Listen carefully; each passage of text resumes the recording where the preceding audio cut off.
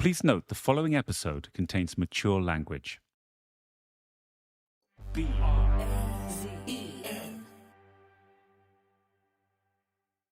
Oh my God. Oh my Lord. So here you go, Leonard Francis. Boom. I was thrown into Penang prison. Penang, Malaysia, 1985. Terrified, aged only 21, Leonard Francis, soon to be an integral part of the US Navy, is festering in a Malaysian jail. Arrested for his part in an armed robbery. The brick prison is as dank in the 1980s as it was 100 years earlier, with rusted iron bars, peeling paint, and mold-stained walls. The stench from open septic tanks, where prisoners dump their effluents, permeates the cells. The tropical heat is overbearing. This is a 1800 jail with stone floor, just a blanket. You don't have a mattress. And it's like probably a 10 by 10 or smaller than that. 8 guys in there, 7, 8 guys. A bucket of a toilet. You know, you have one little dingy light and a hole in the door. That was it. For a middle-class kid, never wanting for anything, the mental strain is unbearable. He's crammed up against Kevin Barlow and Brian Chambers, Westerners arrested for heroin trafficking.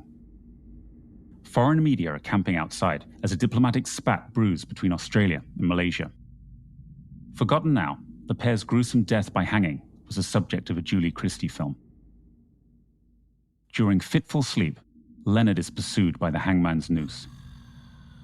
The prison experience, it was traumatic, because of everything that I went through and saw at such a young, tender age. Gripped by panic, Leonard's mother rushes back from England. With his father, they pull strings to help their son.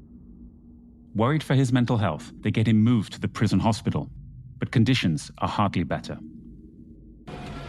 And then I was locked up with all the loonies and all the old and sick. Leonard seems to find his troubled past a source of amusement rather than shame. I can't help but see it as the same devil-may-care impulse that drove him to get involved in an armed robbery without a second thought, or to embark on a career to corrupt the US Navy. I think every Thursday, everybody who has a sentence, who has a corporal punishment, they get whipped. So after they get whipped, they come to the prison infirmary, and you put the iodine in their butts, and they start screaming. Ah! It chops into you. It's like slicing into you. Leonard was fearful for his life and grasping for anything to give him succor. I was praying and saying, God, give me a chance, give me a chance. It was a Hindu holy day, and a procession of devotees were burning incense to their gods. It was like maybe 2, 3 in the morning. I smelled the incense. And this is the truth. The incense, from a temple that was miles and miles away, it came into my prison, into my lockup. Near breaking point, Leonard took it as a sign of divine intervention. It was like a spirit of God, whether it was the Hindu God or what God, it came upon me. Then, after 2 weeks of anguish, Leonard was taken for sentencing. His mother, who'd abandoned him, running from her abusive husband to England, her maternal instinct fired by despair that her son was about to be hung, appears at his sentencing and pleads with the judge. I think I was just so lucky. So my mother took the stand and, mitigated and said, my son's a good boy. He was, misled, misguided, wrong friends. And she did a little crying on the stand. And I was lucky. I was blessed. I was fined like $20,000 for the guns and the bullets. And then I was let loose. In his mind, God performs a miracle. And like many people who have cheated death, Leonard, from this moment on, would fear nothing. I'm Tom Wright, and this is Fat Leonard, a podcast from Project Brazen. I've spent this past year talking to Leonard Francis, who is now in detention in San Diego, about his extraordinary life.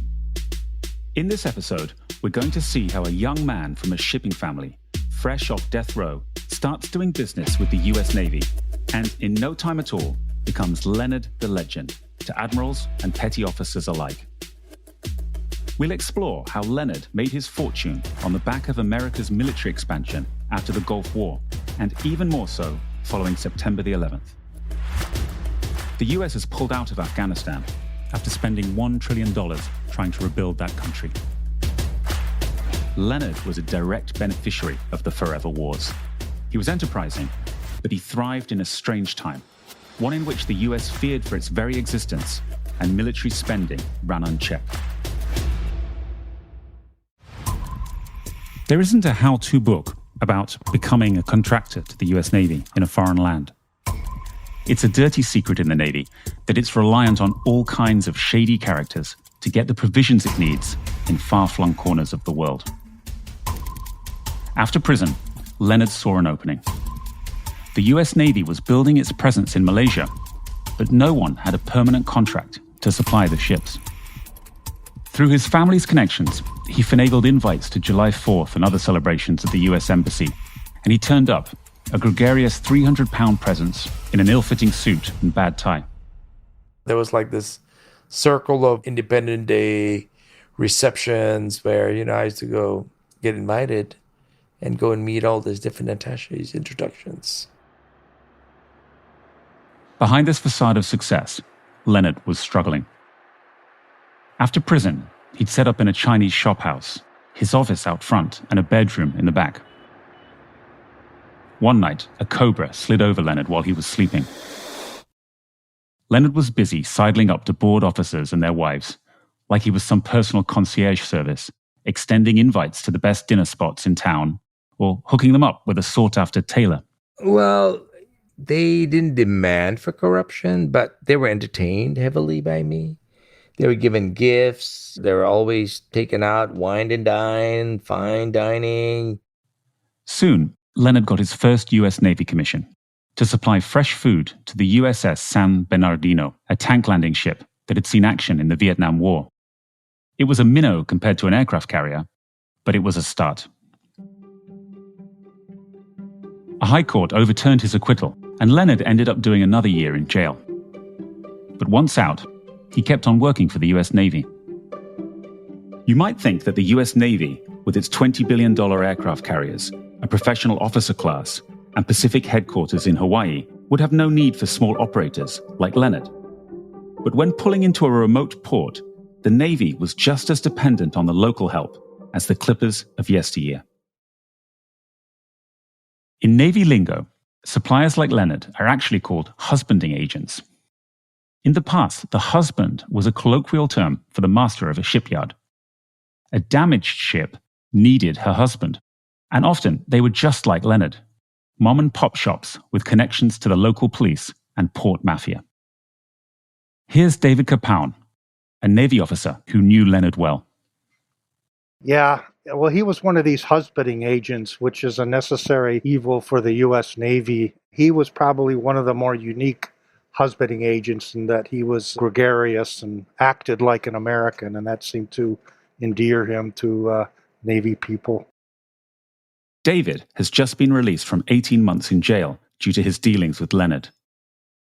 We'll hear in a later episode how he's furious about the leniency shown to admirals who dealt with Leonard. But for all this, David's still in awe of the man's skills. U.S. Navy does very well at sea. In port, they're kind of left at the mercy of people like Leonard to get things for them. So, yeah, the Navy supply officers and commanding officers appreciated that. He was, a go-getter. A sometimes overbearing presence, Leonard would waddle down the ladders of ships into the engine rooms and supply offices to trade gossip. He'd grown up on the docks and was just as comfortable with officers as with enlisted men. He knew how sailors on the Navy ships, just like in the commercial world, wanted their cut. Shipping is full of corruption. You got to pay everybody off to get the business. So we would give cuts to the captain, give commissions to the chief steward, the guy that receives the stuff. And he kind of puts the orders out. So everyone gets a cut, a percentage. For Leonard, this point is crucial. It's going to be his justification for the events that unfold in our story. Like many fraudsters, he sees himself as purely transactional. He didn't invent corruption in shipping. It always has been and always will be a dirty game. Leonard was on the way up. Washington, D.C., 1991. Well, the Philippines, from a strategic standpoint, are important. Defense Secretary Dick Cheney, speaking to the Congressional Foreign Affairs Committee, faced a difficulty. The Philippines was threatening to throw the U.S. out of its historic naval base at Subic Bay. One of the problems you quickly run into, Secretary of Defense, is finding places where forces can train. We do a lot of that in the Philippines, out of Clark and out of Subic. Subic Bay was home to thousands of troops, a ship repair facility, supermarkets, bowling alleys, and bars. When ships came back from months at sea, it was a great spot for sailors to relax. But now, suddenly, the Navy was looking at other places in Asia for refueling, ship maintenance, and R&R. Leonard was ready to pounce. And so by this time, Subic Bay has closed down and the need for someone like you is getting bigger. Yes. Yeah, it was growing and they needed places to go to. So Bali was a spot that they wanted to go to. With its sandy beaches and famous surf, the Indonesian tourist island of Bali was a perfect spot for R&R. But there was no proper pier for large craft. The husbanding agent was an Indonesian woman who ran a yacht charter business, and she helped the Navy on the side. Bali was like a little cartel. She paid turtle fishermen, poor bedraggled men, to sail out to the US Navy boats, and sailors climbed aboard using ladders thrown over the edge of their ships. It was an age-old practice, but quite dangerous. In 1990, 21 sailors had drowned in Israel when the boat transferring them back to their aircraft carrier overturned in rough waters. So the Navy battle groups were being provisioned by turtle hunting boats? Well, water taxis, yeah. I mean, they had, mom and pop operations. Leonard took a risk.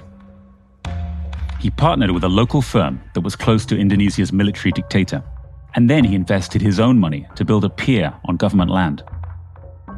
He needed to pay off all kinds of local politicians and bureaucrats for permits. Boom, I opened Bali up. We started having close to 10 ship visits a month. And Bali started to be one of the hottest protocols in the Pacific. No one else was offering what he did in a faraway corner of the globe. He was learning about the power of monopoly, and he started to charge hundreds of thousands of dollars. And it was very profitable because, when the ships came in, back in those days, we made a very good profit out of the port visits. We did everything for them, from the food to the fuel to the transportation to the force protection. Leonard was also a useful buffer, paying bribes to local authorities and allowing the US Navy to operate effectively. That's gotten you a reputation with the US for achieving something that was useful to them. Yes, making things work. Making things work. And also, as you said last time, you're the one that dealt with all the corruption. Everybody, hand-me-outs. I am the bag man. Basically, I take care of all the dirt because there's so much of dirt there. Singapore, 1994. Leonard was establishing himself, a military contractor and confidence trickster. He'd figured out how to tap into the gusher of US defense spending. And like Jordan Belfort, the Wolf of Wall Street, he knew how to splash it around. He moved to Singapore, where the US Navy had a base, rented an old whitewashed colonial bungalow, and began to throw legendary parties. He didn't hurl dwarves against a target, but there was this. I read somewhere that you chew on glass as a party piece. Is that true? Oh, yeah. Well, that's kind of my little party trick. I'm good at that. I've kind of mastered chewing wine glass, champagne glass over the years. What I can do, this is I don't know how I do it, but it's like my mouth has become like Kevlar. Imagine Leonard, barely 30, chewing glass, surrounded by beautiful women and US Navy officers, as waiters fill everyone's glasses with Dom Perignon. How do you go about procuring women for a party like that and hiring Oh, them? we have a little network. We have a network of these are all for executive use, high end. These girls rotate with the rich and famous. So they go out with all the, tycoons, the royalty. Some of them are mistresses to very rich tycoons and the board just want to have them fun. So they'll just slide out and come and just, look for some part-time boyfriends to bang with. I guess they were quite expensive, right? That's not as if charging. Yes. Leonard hired beautiful women as representatives of Glenn Defense Marine Asia, or GDMA, his new company. Dressed in revealing outfits, these women waited on piers as Navy boats arrived and took care of officers' needs. Blake Hertzinger, then a US Navy officer, remembers a fellow sailor telling him about the bacchanal that began as soon as a ship hit a port controlled by Leonard. They pull in, they tie up, they step off the pier, and Leonard is standing there waiting for the captain with a set of keys for a luxury car sitting out front, brand new Mercedes, walks out with him, pops the trunk, and the trunk's full of top shelf liquor. At the ensuing parties, often in restaurants of five-star hotels, Leonard was a larger-than-life presence. He would take over the microphone and croon Elvis songs as a crowd of inebriated Navy officers joined in. He made people feel like they were part of an exclusive crowd. Love Me Tender is one of my favorite. That's for my mom. Can I hear your voice? No, I sing a lot from my heart. So I love to sing songs that are very meaningful and I have great memories of. When I entertain, I really enjoy doing it. I don't have to pretend or, not like doing what I like to do. I'm a kind of person I go out my heart and soul. Polite Singaporean society gossiped about this new arrival, a hulking figure in clothes that hung off him at odd angles. Leonard sought to play the role of respected business titan. He joined the prestigious Tanah Golf Club and would take US Navy admirals there, even though he himself didn't play. Leonard tried to settle down, marrying a Filipino woman with whom he had 2 boys. But he never stopped philandering, and the marriage failed. He pursued an Indonesian fashion model. So I used to go, walk around, look at all these models, get excited. You met her at a fashion show. Yeah, it's like when you go see Gucci shows, this show, that show. We get the front seat. It's so easy to, meet up all the girls. The model, who became his second wife, charmed officers like Steve Barney, a Navy lawyer who met her on a number of occasions. These people seem to be nice people, and when you're dealing with people in foreign countries that seem to understand and value what you do, and they're pleasant people to deal with, it makes the job that much easier. Leonard learned Navy lingo and could pass for an American. He wore Navy-style baseball caps with Glen Marine in silver lettering, stars and stripes neckties, and he had his cell phone ring programmed to Lee Greenwood's God Bless the USA. He sponsored Navy balls in Singapore and became part of the US community. He waved that American flag very proudly and really presented himself as one of the greatest advocates for the United States Navy that we could have in that region. And that aspect of his relationship and reputation were undoubtedly valuable to him in developing his business. Eventually, Leonard opened a warehouse down on the water, complete with its own pier, and he began to do work for a range of bigger US vessels: frigates, destroyers, and cruisers. Ship commanders started to write Bravo Zulus for Leonard, Navy speak for commendation letters, which he used to secure more contracts. Often, he'd return home to his Tony neighborhood in the early hours, only to head straight out to work. Because, when I ran my business, I worked 20 hours a day, and I could never sleep because it's just this mind of mine it's always thinking.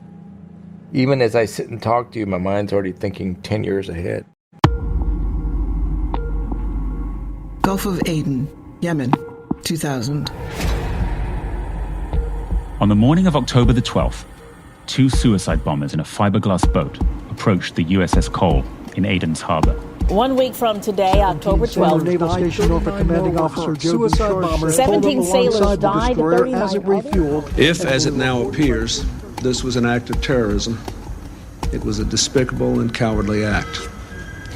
We will find out who was responsible, and hold them accountable. They've never heard of Al-Qaeda or Osama bin Laden. As the Al-Qaeda militants bumped up against the ship's port side, they detonated the C4 explosives stashed aboard. 17 sailors died and 37 were injured. Leonard, however, stood to benefit in a major way. That attack and the events of September the 11th the following year created a once-in-a-lifetime opportunity for defense contractors. It was a wake-up call for the Navy that we needed to have a better capability to deal with those type of threats in areas that were outside of ports under military control.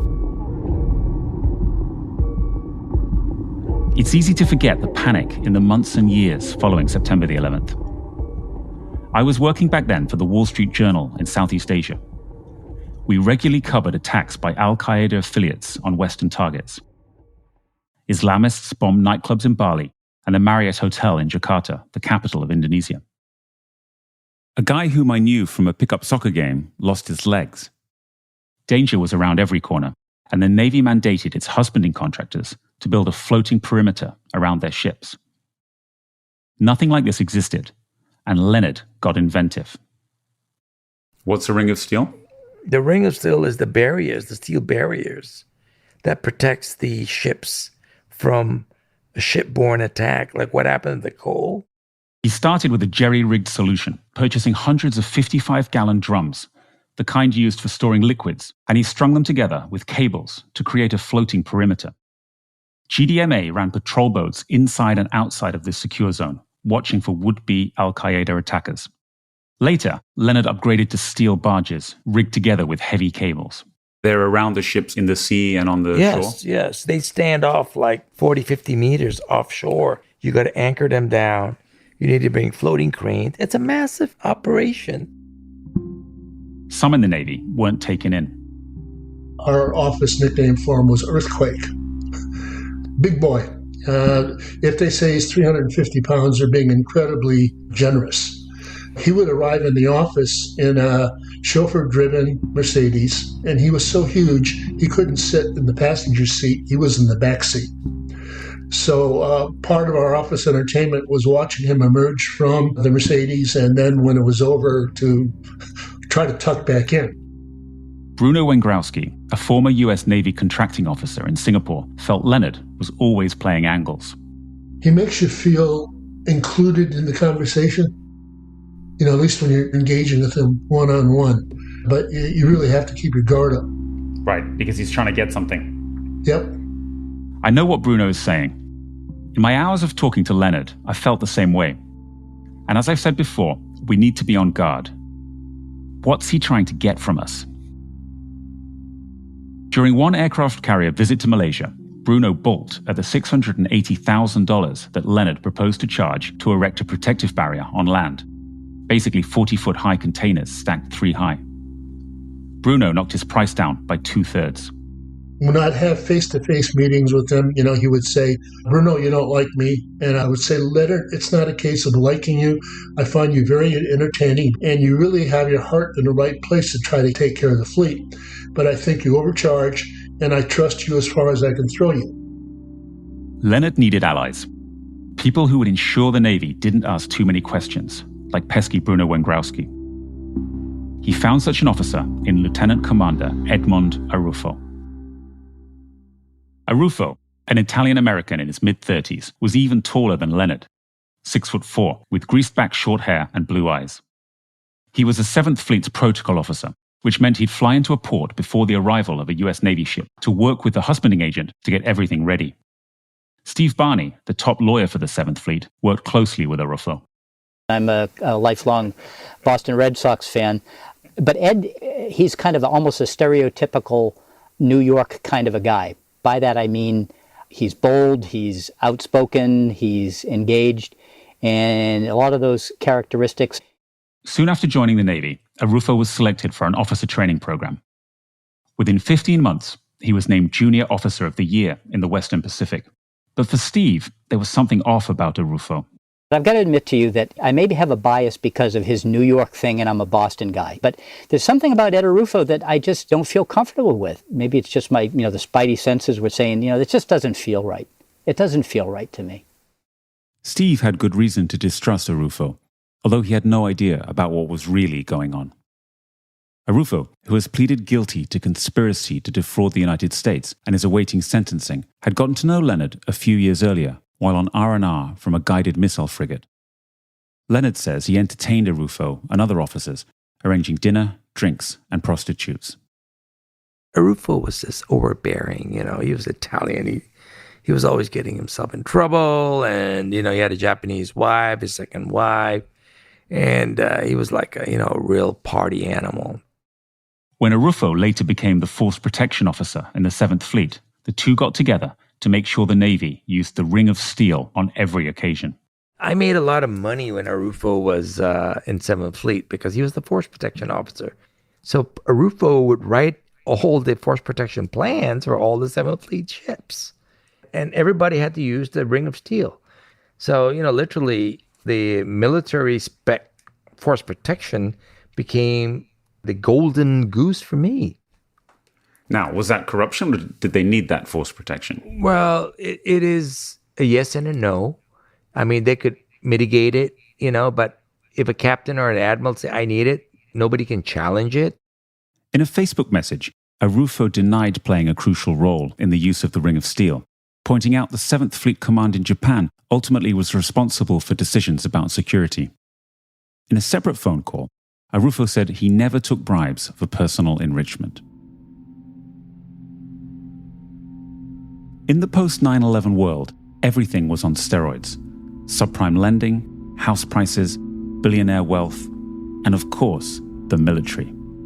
And like American defense contractors who made millions in Iraq, Leonard built his own dynastic fortune. In the end, the Navy paid whatever Leonard was asking, sometimes over $1 million for a ship visit, and its profits started to pile up. Like I said, you don't need to overcharge the Navy. They give you their money.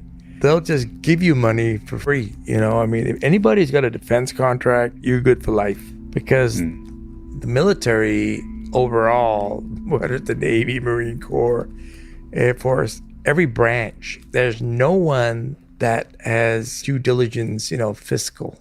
Because it's not your money, it's Uncle Sam's money.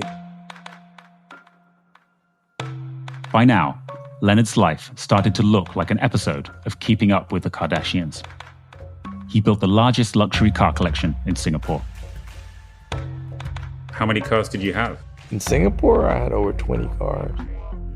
He moved into a 70,000 square foot mansion at 40 Nassim Road, the most expensive street in Singapore, a former colonial bungalow, beautifully restored with multiple swimming pools, servants' quarters, and a landscape garden. It was worth around $130 million and previously had housed the Saudi embassy. Leonard was renting, but thanks solely to the US taxpayer, he had enough cash to make an offer. Every Christmas, his staff mounted a light show on the lawn of his mansion that cost a fortune, drawing visitors from all across Singapore and landing Leonard on the local TV news. We've been talking a long time now. I'm just trying to get you to reflect on what you might have done differently. Because we agree that you did a good job, and actually a lot of people I've checked it out with, the Navy agree with this too. But you were also living on Nassim Road with $100,000 Christmas lights and a fleet of 20 luxury cars. Didn't you go too big? Didn't you take out just a little bit too much? Well, I think, that's part of success. That's part of life. You have to be, you're looked upon differently, glamorously. The Navy looked at you differently, and, success comes with a price. What am I supposed to do? Just go live a humble life? Oh, no, absolutely not. I'm a bigger than life kind of person, what the rappers have, all the sports personalities and Hollywood guys. But I did this 15 years ago. Imagine the scene. Leonard, dressed to the nines, spread out in the backseat of a militarized Hummer like some rap video kingpin. It's a ridiculous image for sure, but one funded in its entirety by America's feverish and misguided response to the threat of terrorism. Coming up on Fat Leonard, we'll be diving into another key factor in Leonard's meteoric rise: the deep and abiding culture of misogyny in the US Navy. I would say there's just this gray area where the military culture has always viewed women as second-class citizens, as property, as a reward when you get into port, to rape and pillage. Even now, there are these strongholds of misogynistic military men that still want to take me down. Men that believe I ruined the military.